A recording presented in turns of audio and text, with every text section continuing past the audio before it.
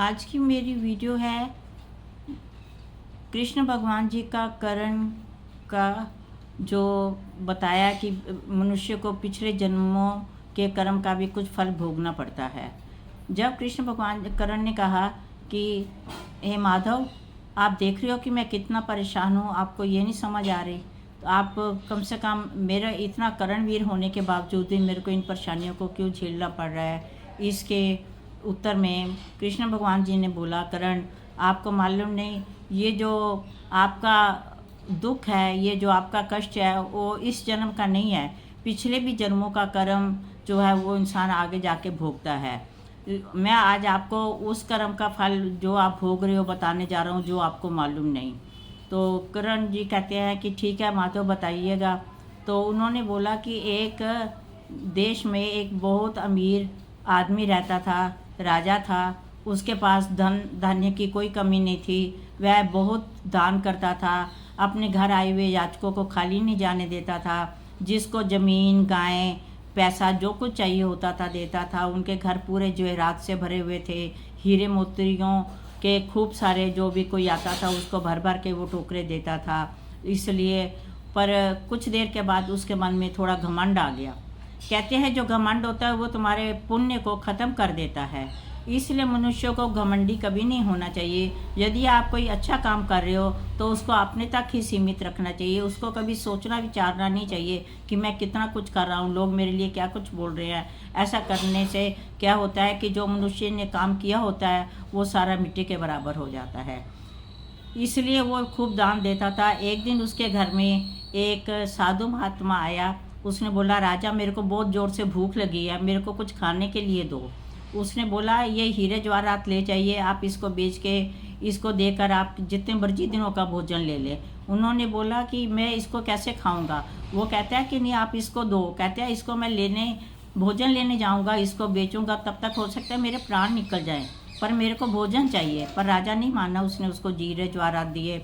आगे वो जैसे ही बात थोड़ी दूर तक निकला तो एक गरीब भिखारी उसके सामने आया। उसको भूखा प्यासा देखकर अपनी रूखी सूखी रोटी उसने उसको दी। वो खाकर बहुत संतुष्ट हुआ और उसके प्राण बच गए। वो बहुत खुश हुआ और वही हीरे लेकर राजा के पास गया। कहता है, राजा, आप अपने इस हीरो को वापस ले लीजिए, क्योंकि मेरी भूख जो है, वहाँ के एक भिखारी ने अपना भोजन मेरे को देकर संतुष्ट किया है। कहते हैं मनुष्य को वो चीज़ जिसकी ज़रूरत हो वो देने से उसको ज़्यादा संतुष्टि होती है, ना कि आप अपनी मर्ज़ी से कुछ दो। हो सकता है आप जो कुछ दे रहे हैं उसकी उसको ज़रूरत इतनी ना हो, उसकी कोई वो वैल्यू ना हो, चाहे वो हीरे जवाहरात हो चाहे कुछ भी हो। और कई बार क्या होता है कि इंसान को जिस चीज़ की ज़रूरत है वो मिल जाए तो उसको काफ़ी सेटिस्फेक्शन हो जाती है। ये देखकर राजा जो है वो चुप का चुप रह गया। उसने बोला, महाराज, आपने इसके बदले में आपके मन में गर्व आ गया है, घमंड आ गया था कि मैं बहुत अमीर हूँ, पर उस भिखारी के मन में दया की भावना आ गई। आप दोनों में ये फ़र्क है। वो भिखारी जो था उसको दया भावना की उसमें बात थी, उसको ये पता था कि मेरे को किस चीज़ की ज़रूरत है, पर आपको ये था कि मैं हीरे सोने जवाहरात दे रहे हूँ, इसलिए उसको इस बात का घमंड था। इसलिए उसने उसको कहा, मैं और तो कुछ नहीं कहता, पर आपको मैं एक बात ज़रूर कह रहा हूँ कि अगले जन्म में आप बहुत एक कर्णवीर, बहुत दानी योद्धा कहलाओगे, जिससे आपको काफ़ी विपत्तियों का सामना करना पड़ेगा। आपके माँ बाप आपको नहीं देख पाएंगे, ना आपको अपने माँ बाप का कोई सुख प्राप्त होगा। लोग जो थे जानने वाले वो आपको ताने कसेंगे और आपको बुरा भला कहेंगे। आप इतने अमीर होगे कि आपका नाम एक कर्णवीर योद्धा की तरह कहलाया जाएगा, पर आप जो है वो उस सब को होते हुए भी आपको सुख शांति नहीं प्राप्त होगी।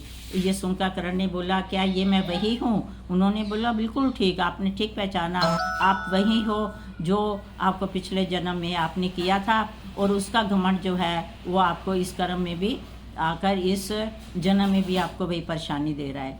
इसलिए कहते हैं कि हम जो कुछ भी सहते हैं, जो कुछ भी फेस करते हैं, वो हमारे पिछले कर्मों का फल होता है, जो कर्मों को हम देखते हैं, करते हैं। इसलिए हमें अच्छे कर्म करने चाहिए, हमें किसी चीज़ का घमंड नहीं करना चाहिए। घमंड जो है मनुष्य को ख़त्म कर देता है। इसलिए घमंडी नहीं होना चाहिए। प्रभु को हमेशा सिमरन करना चाहिए, प्रभु की आस्था लेकर, प्रभु का ध्यान धरकर हमें अच्छे काम करने चाहिए। हमें अपने ऊपर कभी घमंड नहीं करना चाहिए। अच्छे कर्मों का फल अच्छा ही होता है। जय जय श्री राधे कृष्णा, जय जय श्री राधे कृष्णा।